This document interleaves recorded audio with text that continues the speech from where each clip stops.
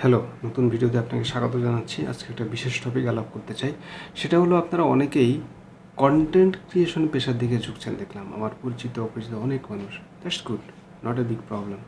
কোনো প্রবলেমই না। কন্টেন্ট ক্রিয়েশনে আপনারা ঝুঁকতেই পারেন, এটাকে আপনারা পেশা হিসেবে নিতেই পারেন। কারণ হচ্ছে এটা খুবই জনপ্রিয়তম একটি পেশা বর্তমানে। কিন্তু আমি কিছু তথ্য আপনাদের সাথে শেয়ার করতে চাই এবং বলতে চাই যে এই পেশায় আসার আগে অন্ততপক্ষে 10 বার ভেবে তারপর আসবেন।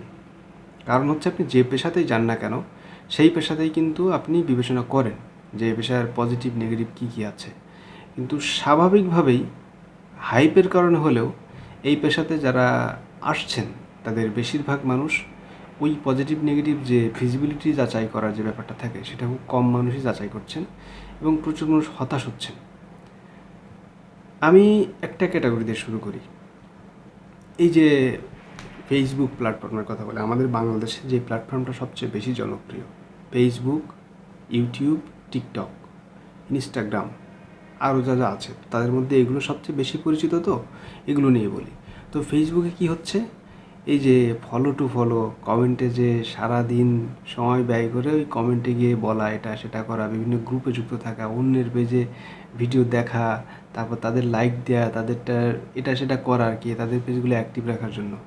বিনিময়ে তারা নিজেরটা করে দিবে। প্রতিদিন একটা করে পোস্ট করা, অ্যাক্টিভ রাখতে হবে কিন্তু। কারণ ফেসবুকের যে বা এই সোশ্যাল মিডিয়া প্ল্যাটফর্মের প্রত্যেকের নিজস্ব অ্যালগোরিদম রয়েছে। সেই অ্যালগোরিদম অনুযায়ী কিন্তু তারা প্রত্যেকটা কন্টেন্টকে মানে ওইভাবে ডিস্ট্রিবিউশনটা করে। ডিস্ট্রিবিউশন কিন্তু এই ফেসবুকের ভাষা। আবার ওই যখন সেম জিনিস আপনার হচ্ছে যখন সাজেস্ট করবে, ইউটিউবের ক্ষেত্রে ওরা সাজেস্ট করে থাকে। তো এই ডিস্ট্রিবিউশনটা ডিপেন্ড করবে আপনি আসলে কতটা অ্যাক্টিভ, কীভাবে কী করছেন, অনেক কিছুর উপর ডিপেন্ড করে। তো আপনাকে দেখা গেল যে প্রতিদিন অ্যাক্টিভ থাকার জন্য আপনাকে কন্টেন্ট দিতে হবে। কী কন্টেন্ট? হয় কিছু লিখতে হবে, ছবি দিতে হবে, নাহলে ভিডিও দিতে হবে। আচ্ছা, এখন বলেন, রাস্তা দিয়ে হঠাৎ করে যাচ্ছিলাম, তো হঠাৎ করে কিছু একটা, কোনো রকম কিছু একটা ক্যামেরা দিয়ে 10 সেকেন্ড করে একটা রিল হয়ে গেল, একটা দিয়ে দিলাম কিছু একটা। আপনি বলেন, আপনি কি দেখেন এগুলো?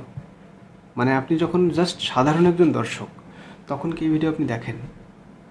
দেখেন না কিন্তু। কিন্তু এখন কি করছেন, জাস্ট আপনি নিজে এখন কন্টেন্ট ক্রিয়েট করছেন, এবং অন্যটা আপনি দেখছেন, আপনারটা অন্যরা দেখছে। এইভাবে কি আসলে খুব বেশি সার্ভাইভ করা সম্ভব, গ্রো করা সম্ভব? কতটা করবেন? আপনি যত চেঞ্জ হবেন, আপনার চেয়ে যেসব সোশ্যাল মিডিয়া প্ল্যাটফর্ম, যেসব কোম্পানি, ওরা কি বোকা? ওরা আপনার চেয়ে বেশি চালাক। আপনি চেঞ্জ হবেন, ওরাও চেঞ্জ হবে। জাস্ট চিন্তা করেন, 2016 সালে আমি একটা চ্যানেল ওপেন করেছিলাম। অ্যাট দ্য সেম টাইম ওই যখন ওপেন করলাম, সাথে সাথে বসে বসে মনিটাইজেশন হয়ে গেছিলো। একটা স্লাইড ভিডিও আপলোড করেছিলাম, কিছু ছবি টবি ডাউনলোড করে একটা স্লাইড ভিডিও। ব্যাপারটা বুঝতে পারছেন? তখন সাথে সাথে মনিটাইজেশন হয়ে যেত। কিন্তু মিনহোয়াইল এখন 2025 সাল, বছরে বছরে বছরে, মাসের পর মাস, সময়ে সময়ে অনেক কিছু আপডেট হয়েছে। ব্যাপারটা তো সহজ না। আপনি এটা কতদিন করবেন বলেন?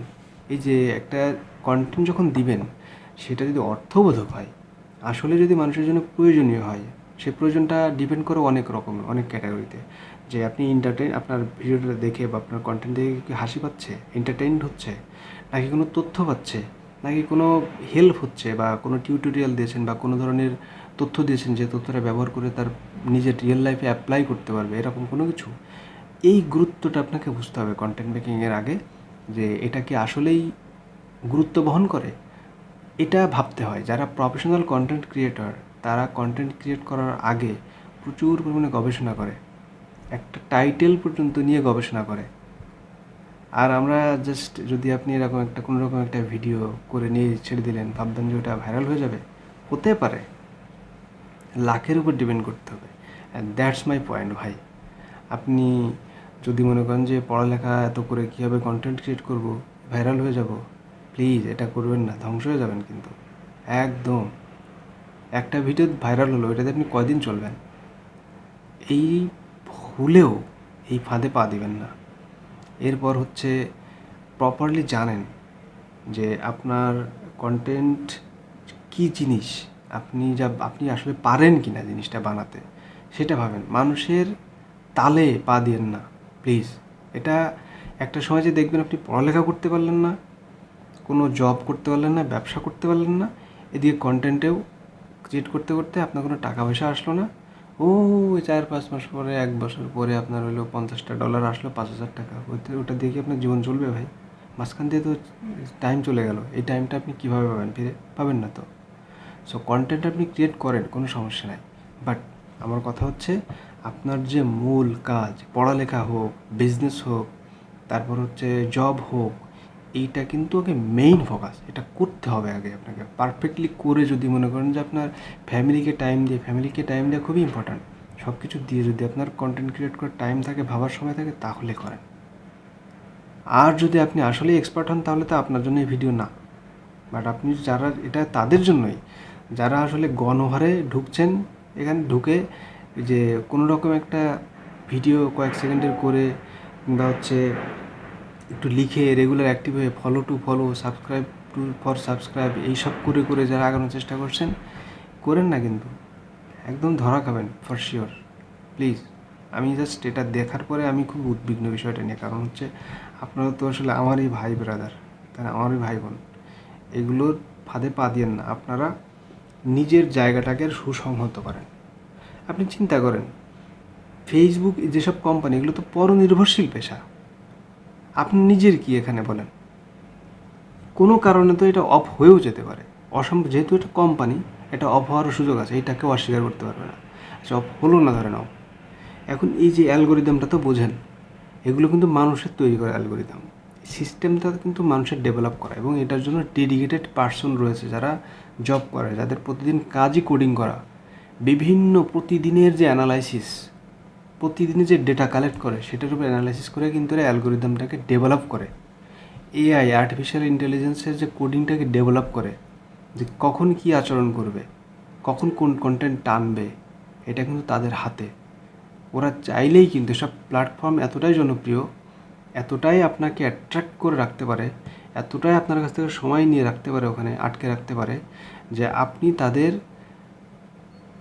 কন্টেন্ট দেখতে বাধ্য। আপনার সামনে যে ফিডে যা দেবে তা আপনাকে দেখতে হবে। এই বাধ্য করেছে বলেই তো আমরা এতটাই এদিকে চলে এসেছি, এতটাই সময় দিচ্ছি, তাই না? চাইলে এরা যে কোনো দেশের গভর্নমেন্ট পর্যন্ত চেঞ্জ করে দিতে পারে নিমিষের মধ্যেই। এটা এতটা ইফেক্টিভ এই মুহূর্তে, এবং এটা আরও বেশি জোরাল হবে, আরও বেশি শক্তিশালী হবে। বাট প্লিজ, আপনি পড়ালেখা করেন আগে, পড়ালেখাটা ফার্স্ট প্রায়োরিটি দেন। আপনি কন্টেন্ট ক্রিয়েট করেন, আপনাকে নিষেধ করছি না, বাট ভাবেন যে আপনি যেটা বানাচ্ছেন সেটা কতটা দরকারি। যদি দরকারি না হয় তো ওটা দিয়ে লাভ কী ওখানে বলেন? সিম্পলি আপনি দর্শকের চিন্তা করেন যে আপনি যেটা দিচ্ছেন সেটাকে অন্য কেউ দেখবে, যদি না দেখে তাহলে লাভ কী? আর একটা ব্যাপার চিন্তা করেন, এইসব প্ল্যাটফর্মে কোটি কোটি কোয়ালিটি কন্টেন্ট আছে, কোটি কোটি মানুষ ছুঁয়েও দেখে না। কেন দেখে না? হয়তো যে ভালো কন্টেন্ট বানাচ্ছে সে ওই অ্যালগোরিদমের বিষয়টা ধরতে পারছে না, বা রেগুলার দিতে পারছে না। কারণ রেগুলার যখন কন্টেন্ট দিতে পারবেন না, তখন অ্যালগোরিদম আপনার ডিস্ট্রিবিউশনটা কমিয়ে দিবে। আরও অনেক কারণেই ডিস্ট্রিবিউশন কমিয়ে দেয়। ডিস্ট্রিবিউশন মানে বুঝতে পারছেন তো, বিভিন্ন মানুষের ওই যে ফিডে যে দেখায়, আপনার ফিডে যে ভিডিও আসে না, অন্য মানুষের ভিডিও আপনার কাছে ডিস্ট্রিবিউট করে, ওইটা আপনি দেখেন। আপনারটাও তো অন্যের কাছে ডিস্ট্রিবিউট করবে। তো ডিস্ট্রিবিউট তো আপনি বললেই কেউ করবে না, আপনি দিলেই করবে না। ওই অ্যালগোরিদমের যে ছকটা সাজানো আছে, যে কমেন্টটা দেওয়া আছে, যে ইফ যদি এই ভিডিও ক্রিয়েটর, ডিজিটাল ক্রিয়েটর যদি প্রতিদিন 7 দিন একটানা ভিডিও দেয়, তাহলে 10টা ডিস্ট্রিবিউশন বাড়িয়ে দিও, বা যদি একদিন মিস করে ডিস্ট্রিবিউশন কমায় দিও। বুঝতে পারতেছেন কি হবে? এই কমান্ড কিন্তু ওরা চাইলে যে কোনো সময় চেঞ্জ করে দিতে পারে, যে বাংলাদেশের যেসব ডিস্ট্রিবিউশন ওই ক্রিয়েটর আছে ওদেরটা একটু কমায় দাও, হয়ে গেল আপনার খেল খতম।